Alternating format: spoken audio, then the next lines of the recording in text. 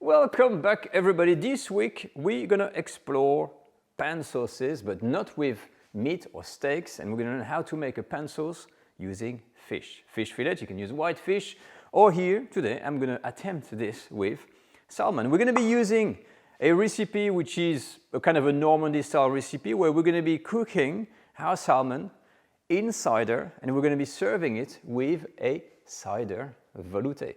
And as much as it sounds very complicated, you will see the process is quite simple and it works with all kinds of fish. So let's have a look.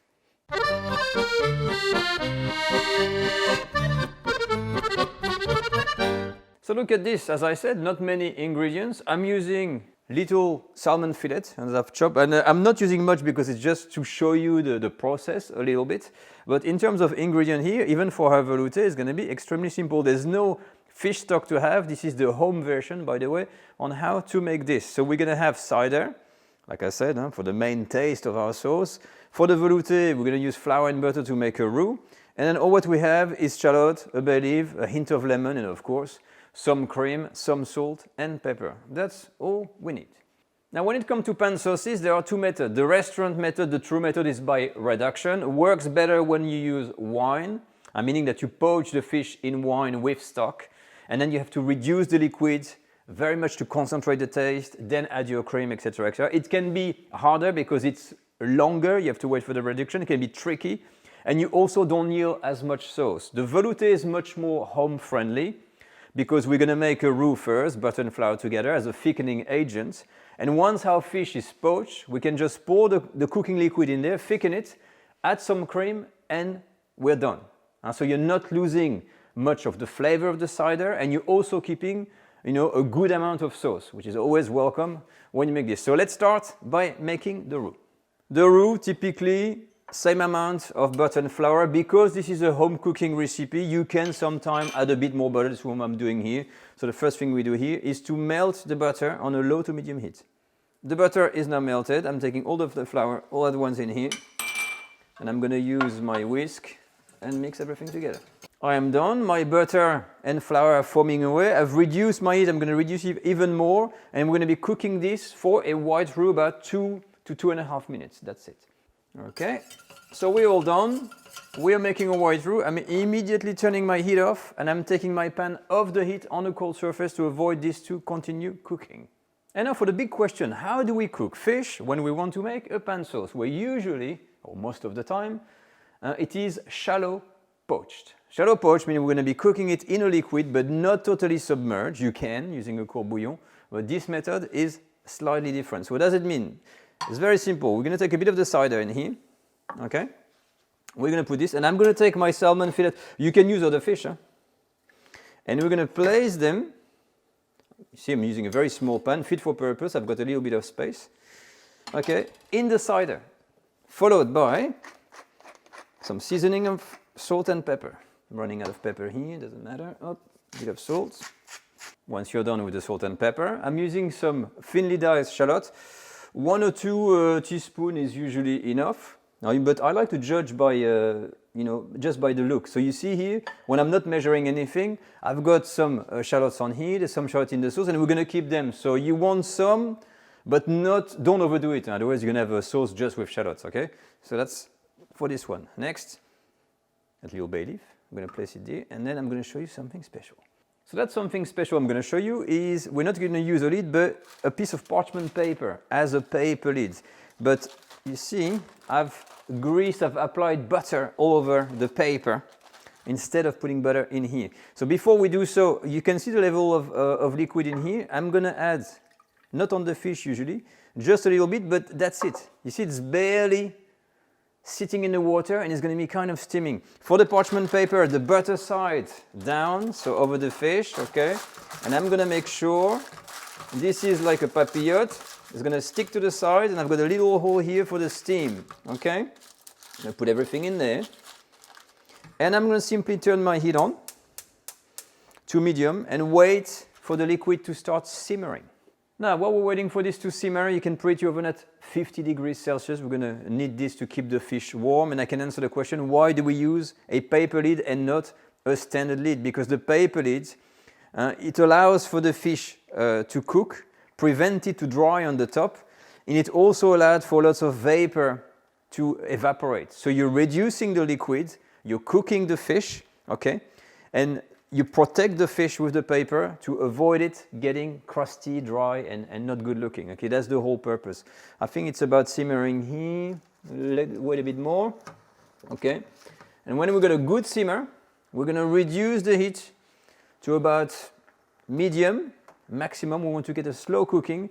And the cooking time here really depends on the size of your fillet, if it's the tail, if it's the main, but usually speaking, and we're going to with 8 to 10 minutes, see how it goes to avoid overcooking anything. This is very important.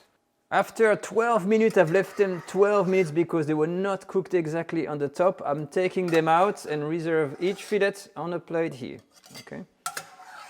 Once on here, I'm going to take a little bit of the juice, okay?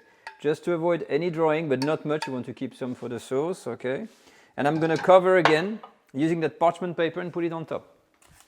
And then in the oven to keep warm. Now here's the challenge, always very quickly you have to make the sauce. So this is the cooking juices. I've got my pan here with the roux, and we're going to put these juices, which is now a bit of a fish stock, into the roux to make a velouté. Let's go.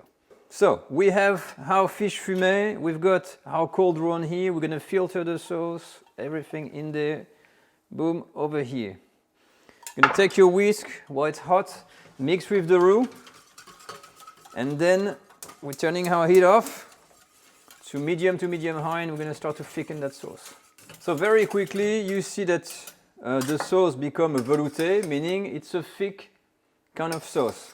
From here, immediately you can take your cream and put all the cream in, okay, and then mix. Now the amount of cream you put, it's a little bit up to you, okay, but the good thing with that method is that you see the sauce stays thick, you know, you don't have to worry about anything.